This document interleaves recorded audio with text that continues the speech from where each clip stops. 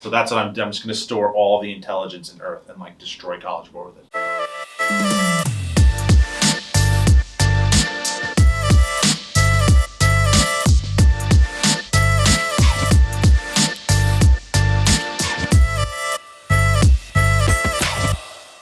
Alright guys, welcome to my new video. Today I'm going to discuss the AP scores, what they mean, what they will look like, and a lot of the new news that has come out about them.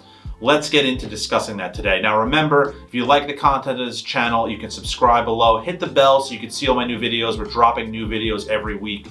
But I want to get into these AP scores because this is just absolutely crazy. So Trevor Packer, who is the head of AP at College Board, has been feverishly tweeting all kinds of percentages, and all of the students out there are asking me what is going on. So I want to break that down for you guys because the scores are coming out soon. So you should know that the scores are coming out on the 15th, which will be the first batch of scores. They're doing them by region. So I believe that's the Eastern Coast gets them on the 15th, and then it'll be spread out thereafter. But we have, basically a week left. What Trevor Packer has been tweeting are the score percentiles. The percentiles of 5s, 4s, 3s, 2s, and 1s. Now, why is that important? Well, what we can do is we can look at those percentiles and 1, try to understand them, and 2, compare them to what we had last year. So first, what does that mean? Well, just to kind of give you guys some information, for example, he's putting out, say, 20% of students are getting a 1, 25% of students are getting a 2, 11% of students are getting a 3, 20% of students are getting a 4, and whatever the fifth percentage would be for a 5. He's basically releasing that information. So it's showing you what percent of students are getting a certain score. Now, we won't know where you fall or where students will fall until we get the actual scores. But what we do know is that for some of the tests, the percentage of a 5 is quite low. For many of them, is looking to be below 10%, and some of them even below 9%. Now you might be like, whoa, that's like terrible. Like, how is that? That's a very low percentage, Nick. But the first thing I would say is that's normal. Like, that's what it usually is. And then you have, say, for a lot of the tests, a 4 coming out to something like, 11 to 20%, which is also pretty normal. So we compared some of the percentages, and we're going to put them up on the screen so you guys can see them over here. But basically, on a lot of these exams, the percentages are extremely comparable to the percentages from years past. I want to go through some of the percentages. I'm looking at my phone, I apologize, but I want to just kind of explain here. All right, so Trevor is tweeting out these percentages over time. Not really sure why he's like leaking them slowly, but that's what he's doing. So for example, for AP Lit, right, English Lit, a 5 is 9.3% of students, a 4 is looking like 17% of students, a 3 is then 33%, a 2 is 27%, and then a 1 is like 12%. So you could see, 3, 2, and 1, not really the best. That's adding up to like 70% of the scores. So a lot of students are saying like, that's terrible. Like, what do you mean? Like 70% of people are basically failing because a lot of colleges won't accept a 3 and obviously not a 2 or a 1. And for your grades in school, that may not help. Yeah, I mean, that sucks. But I think the thing for students to remember is that's actually the normal percentages. Like, this is not like very bad for this year. And I could go through other test percentages, but for the kind of competitive tests, like the history exams and the literature, physics, stuff like that, these percentages are pretty consistent. So it's kind of scary to think that only 20% of kids are getting a 4 or 5, but like I said before, that's kind of normal. So the other question is, what does this mean? Should I send these scores to colleges? Like, will they be admissible? Like, what am I going to get credit? So what the College Board did here, in my opinion, is try to keep the percentiles and percentages very consistent with past years.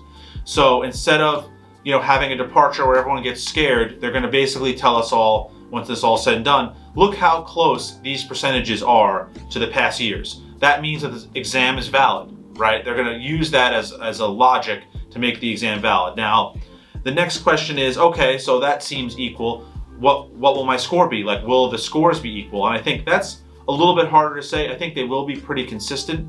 But one thing I will say is that there may be some outliers, right? When you have a 45-minute test as opposed to a 3-hour test, you might get a question that you don't know. If that's only, 1 or 2 questions on the exam, then you're probably going to get a 1. Whereas if like a student that didn't study that much just happened to know that topic, they might get a 4.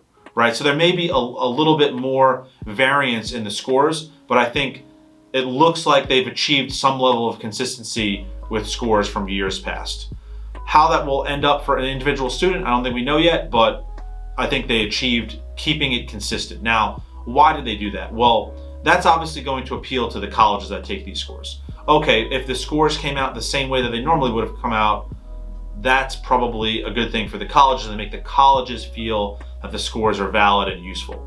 So I think for the students out there, we're all going to be, in anticipation of the scores coming out and really just nervous about what's going to happen, but hopefully they'll be good. So many of you have been asking me, we thought that we couldn't get 1s or 2s, and that was something that Trevor Packer tweeted about, that like college level work would result in a 3, 4, or 5. It was kind of a vague statement.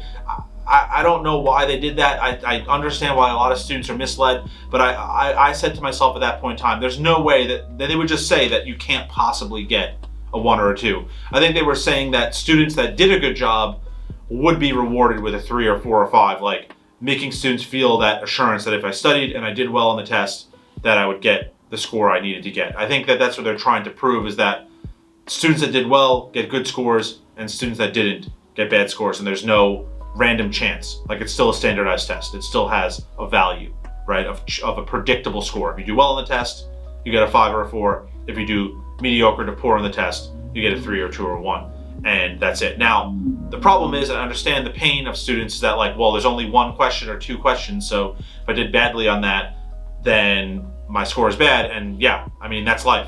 There's a lot of tests like that things hinge on 1 or 2 questions, or you could fail the bar exam, you could pass it, you could fail a licensing exam, the CPA, the CFA, whatever exams there are out there, like they're all very difficult. So I think this is a great opportunity for students to get used to that. And hopefully the scores come out and they're great, and that the great students that studied hard and that use our study guides get good scores. So I wish you guys the best of luck. Hopefully this video helped you understand the scaling and the scoring of the AP exams. We're going to drop another video next week with a score reaction of when the scores come out, explaining what happened. So definitely remember to subscribe so you can check out that video. Hit the bell so you can make sure to get the video. And we'll check you guys soon with new videos about the AP exams. Peace.